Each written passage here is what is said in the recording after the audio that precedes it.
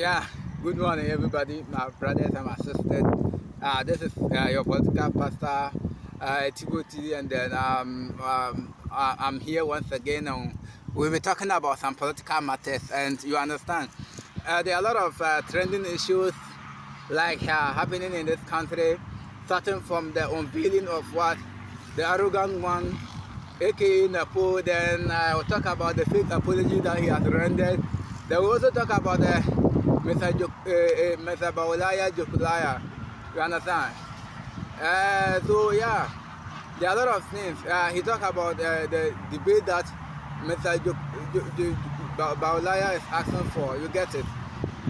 Yeah, with all due respect, let's talk about it.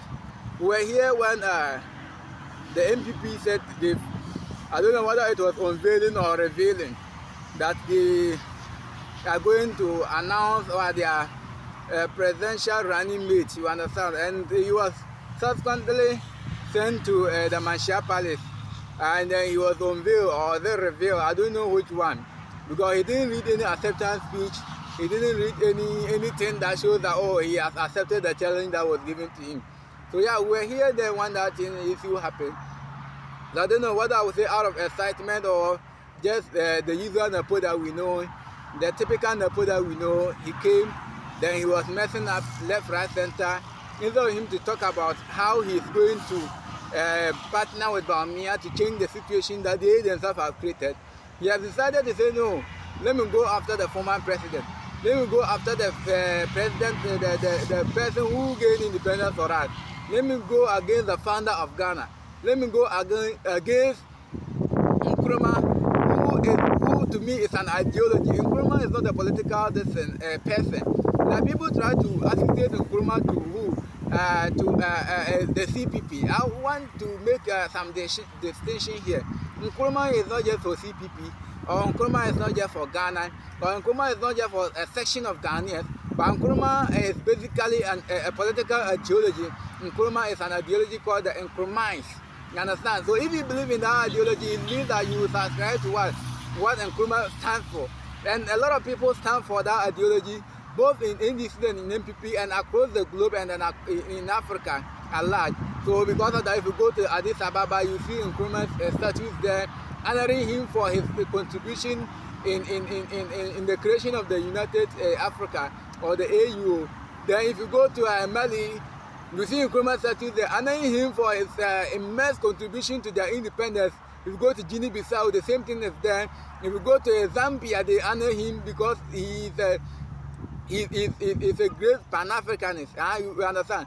So a lot of countries are having Nkrumah statues there, and then they are honoring Nkrumah all across Africa and even in the world at large. Nkrumah is one of the people that his writings were transcribed or translated into what the Russian language. You understand? Nkrumah is not just for Ghana. So if you speak against Nkrumah, meaning you are speaking against that ideology, you are speaking against the socialist ideology, you are speaking against the social democrats. So at the end of the day, even if you go to NDC and MPP, they are Nkrumahs there. There are people that believe in that ideology. So speaking against it, against the ideology, actually speak volume of you understand? People will come after you even as they are coming after Napo. You see that some MPP people are going against him, some the NDP people are coming after him, CEOs are coming after him, civil societies are coming after him, and even the international community has to, international community, especially in the African region, has to respond, you understand? Yeah, indeed, he fucked up big time. And when he has gotten the opportunity to apologize at Cape, he decided to add insult to injury by saying that he actually spoke the truth. Meaning what he said, no, he didn't even regret it, but he has reinstated it again, or he has reinstated the fact that, oh, Nkrumah is a nobody. You understand? You don't go after the first president, you don't go after an ideology like that. An ideology is something that people believe in or something that people stand for. And even if you put knife on their neck, they will still stand for that ideology. So I think like that was unnecessary, that was uncalled for, that was uncultured, that was indeed revealed the arrogance that we talk about. But we're here today. He finally came and said, oh, he's coming to apologize. and then if you read the apology, you will get to realize that he's still saying the same thing. You can't just be apologizing and be saying that people do not understand what you meant. Just apologize because you think it's necessary. But don't do like people misunderstood you and that is why you are apologizing. It means that if people have not said that you've committed that this and you yourself wouldn't have realized that that was a mistake and you come to apologize. So I think like Napo has indeed committed a political suicide. You understand? He has committed a political suicide with all due respect. And a person like that shouldn't be given this country to rule. He has, not that this is even the first time he has said something like that. I know that people of Keta in the voter region at large are waiting for him for saying he will stage a demonstration if they try to help them. You understand? I hope those that are in the teacher training colleges and those that are teaching as a teacher trainees, I know they are waiting for him to come because he said, well, those people there are people that actually failed in their senior highs and then senior technicals and their technical schools, and that is why they are there, because they don't get the passes or they are not qualified to go to the university. Now, but that is not the case. They are waiting for him. They will be asking him questions at the post 2024. And like a lot of staff, the students that he said, oh, they should use Palantin bags if they think like they don't have toilet facilities. They are waiting for him. A lot of staff that he said that a political figure shouldn't be saying, someone that wants political power shouldn't be saying. Now let's go to Bawumia. Bawumia said he now wants a debate. Even your boss, Nanado, that you have been praising every day, he ran away for debate. When Mahama called for debate, he ran away. Even 2016, when you Bawumia, you said Mahama should go and debate the economic indicators of this country.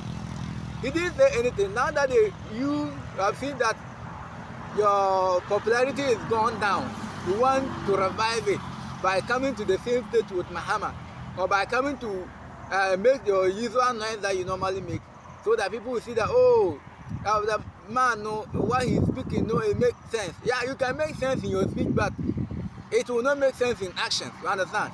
So Bawumia can make sense even when the debate is called, but it doesn't necessarily mean that you are going to make sense at large. You understand? Because we've seen what you said before. So you can still do those lectures. You said some 170 questions which you couldn't answer. Maybe the debate place you may raise the question to 300, and those things, it will not change anything. You said a lot of things. That, oh, if Mahama knows how to solve the economy, he should have done that in his 8 years that he was in power. So the same thing applies to you. If you know how to solve it, you should have done the same thing. But no, you didn't. You are not doing it. You are calling for debate. And that debate, what will you be talking about?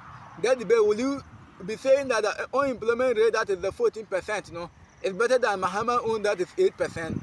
In that place, will you talk about the inflation that is now 23%? It's better than Mahama's own that was 15%. In that debate, will you say that the exchange rate that is almost 16 cedis is better than the Mahama 3 cedis 90%? Will you say those things there? No, because Ghanaians, we know that this is what he has done. Ghanaians, we know this is what Mahama have done. So the debate is already settled. So we can stand on that, and then we cast our vote. We can stand on what you've done in the 8 years. We can stand on what Mahama has also done in the 4 years, and then the 4 years as president and the 4 years as vice, where inflation and exchange rate was in single figures. We know what Mahama has done with his single spine salary. We know what he has done with the progressive free SHS.